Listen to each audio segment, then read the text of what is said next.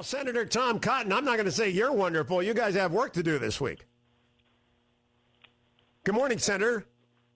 We're going to be working busily all this week because we were working over the weekend, frankly, Hugh.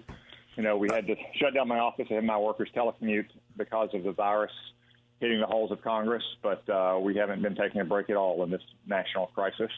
Let me ask you, what is going to happen to the House bill? And there is an expectation from Jake Sherman and David Drucker and others that the Senate will pass the House bill and then will immediately work on their own bill, which they will send to the House with the expectation that reciprocity in the attention to relief and stimulus bills will be mutual. Well, I hope that doesn't happen, Hugh. It may, but I hope it doesn't, because the House bill has some bad flaws in it that will actually make the situation in a lot of our workplaces worse. So the centerpiece of the House bill when it comes to helping affected workers is a new kind of tax credit through employers for sick leave. That doesn't go big enough. It doesn't go far enough. First off, there are a lot of people who are not sick who are affected and displaced by this virus.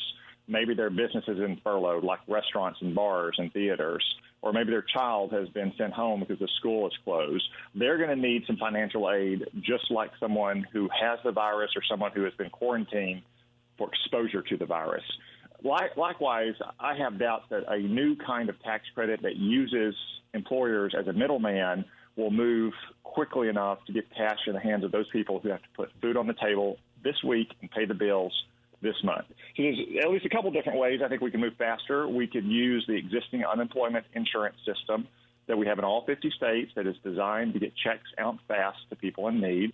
We could use the tax rebate, tax refund system for all taxpayers last year, probably capping it at a level where we're confident that people above that level can weather the storm and get checks out in that way. So the House bill can be improved. Plenty of good stuff in there, but it can be improved. We should take a pause. We should play the role that our founders intended for the Senate, be the sober second thought to a quick-acting House, and make this bill better for the American people. I think you're going to be overruled in that, Senator Cotton, by 60 senators. So assuming that I'm correct, if there is a second Senate bill, will it go farther and faster than the House bill did, which I believe, by the way, is not up to the crisis that we face? The House bill will not do what they hope it will do. And if it passes, will there be another bill?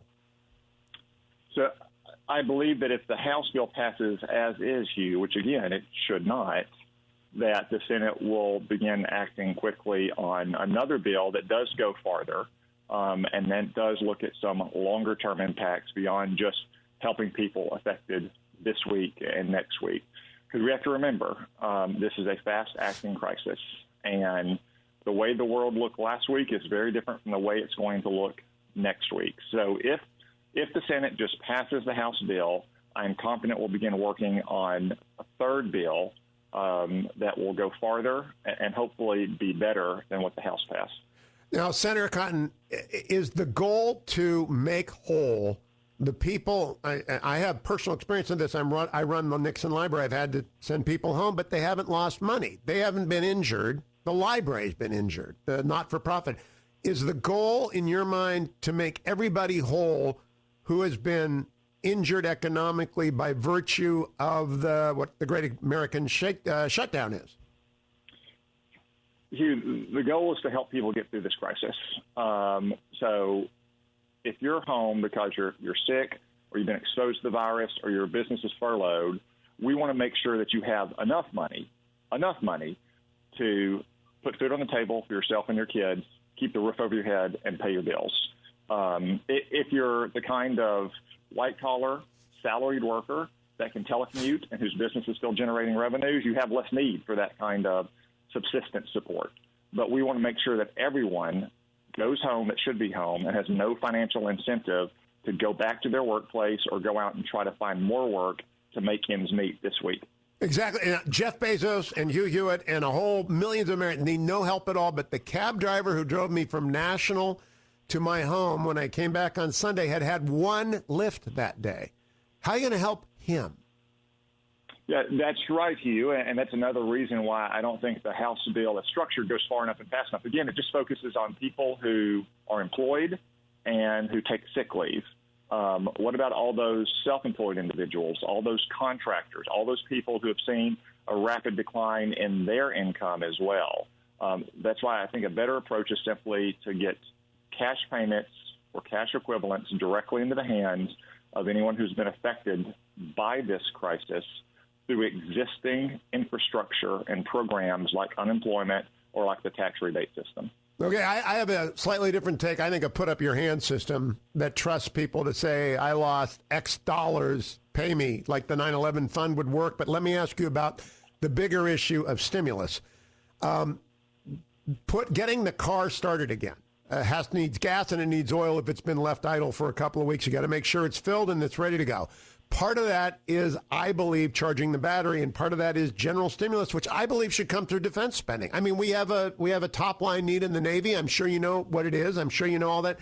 Is there any thought to using this opportunity to stimulate the economy by virtue of doing what we need to do anyway, which is refill our readiness needs and build the forces that we need? So, Hugh, I've heard you make that case on the radio this week, and I think it's very much worth considering. Obviously, it won't have a generalized impact across the country, but our defense industry is pretty dispersed across the country. Yep. Some companies that are major defense contractors are being significantly affected by the crisis. For instance, Boeing has seen a significant decline in orders of its wide-body aircraft. Boeing is also a major defense contractor. You have a lot of areas in the country, likewise, that have small and mid-sized defense contractors as well. So your point is well taken that while a general stimulus measure, like, say, postponing the tax filing date for a few months from April 15th, or letting individuals file extinctions would influence all regions and all industries of the country, but we might want to look at some specific sectors like the defense industry where the taxpayer will have something concrete to show for those investments on the back end of this crisis. Excellent. Now, last question, Senator Cotton. No false humility here. I was the first guy talking about this in January because I'd read The Great Influenza, and you were the first elected official who took it seriously. In my humble opinion, you were first. We knew that the People's Republic of China would not be forthcoming because we know the regime. Now they are attempting, through a focused propaganda campaign, to change the narrative and to rewrite history, which communists always do.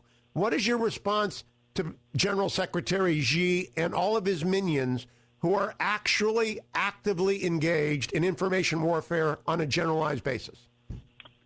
Well, first, this is one of those things that you wish you would not have been correct about. But I could tell in mid-January, before this virus was even reported in the Western media, just from reports from East Asia, that it was serious. I'm not an expert. I'm not a doctor. I'm not an epidemiologist. But you could tell from the way the Chinese Communist Party was lying at the time and the extreme measures they were taking how serious it would be. You can tell that now as well because they are actively trying to claim that this virus did not originate in China. That's one reason why I call it the Wuhan coronavirus or the China virus. Because when the Chinese Communist Party is engaged in active disinformation operations with its own people and around the world, we have to stand up and be crystal clear that they are responsible for unleashing a plague on the world, and they will face consequences on the back end of this. China needs the United States and our market and our economy a lot more than we need China. And all of those jobs and all of those factories that went to China over the last 30 years, I will predict are not going to be there much longer. Now, what is the obligation of the American media in the face of active disinformation campaigns from a peer competitor to report what they are doing? There was some shaming of people who used Wuhan flu or China virus. That failed quickly. It was coming from the left. It was a political attack on the president and the center right. But it's vanished because I think they are aware. But what is the responsibility of the media to keep this part of the story in front of the American people? Yeah, well, Hugh, the rich irony is, I'm sure you've seen the collections online or the clips on cable news, that almost every mainstream media outlet in January and February, like CNN and MSNBC and the Washington Post and the New York Times, was in fact referring to this virus as the Wuhan coronavirus or the China virus or what have you. Then they decided they wanted to use it as a cudgel against their political adversaries.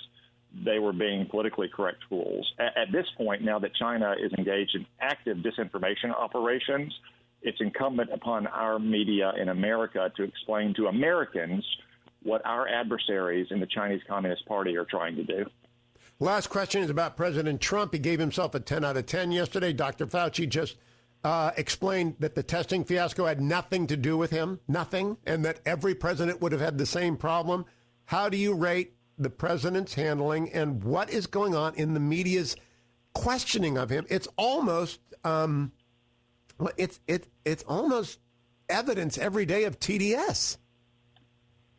Hugh, I'll leave grades to the media and, more importantly, to the voters when they cast their ballots across the country. I'm focused on trying to get us through this crisis. I can tell you that President Trump in January, after I'd spoken to him on several occasions about shutting down travel from mainland China, made the bold and decisive choice to do so against the advice of many of the so-called experts in his administration. That is not what they call part of the public health playbook. Suggest we should rewrite that playbook, but that was a bold decision that the president was being counseled not to do. I think everyone recognizes now it was the right decision, and it has significantly slowed the spread of the virus in this country. We have 4,600 cases. I know you've been tweeting, be prepared to act, as Alameda County did yesterday, and issue shelter-in-place orders, stay at home, and enforce it with public health authorities.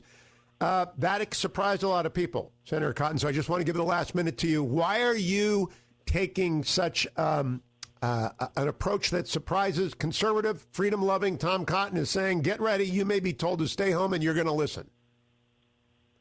Because, Hugh, I want everyone to look at what has happened in Italy.